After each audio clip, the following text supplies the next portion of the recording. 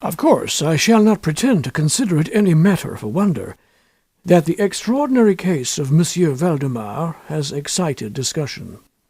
It would have been a miracle had it not, especially under the circumstances.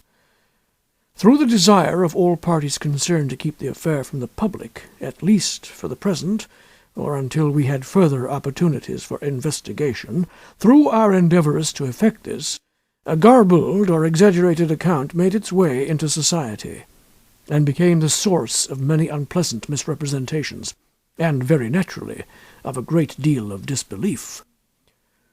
It is now rendered necessary that I give the facts, as far as I comprehend them myself.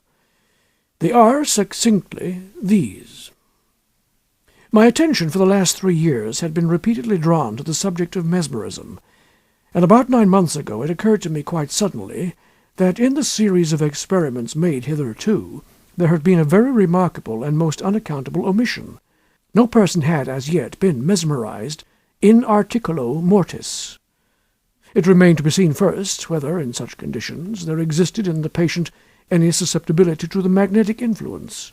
Secondly, whether, if any existed, it was impaired or increased by the condition.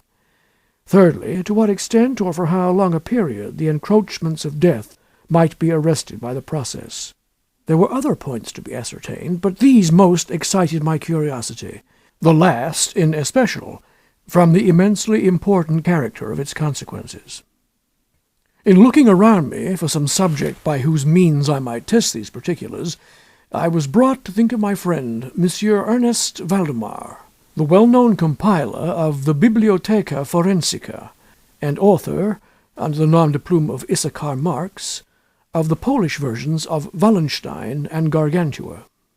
Monsieur Valdemar, who has resided principally at Harlem, New York, since the year 1839, is, or was, particularly noticeable for the extreme spareness of his person, his lower limbs much resembling those of John Randolph, and also for the whiteness of his whiskers, in violent contrast to the blackness of his hair, the latter, in consequence, being very generally mistaken for a wig.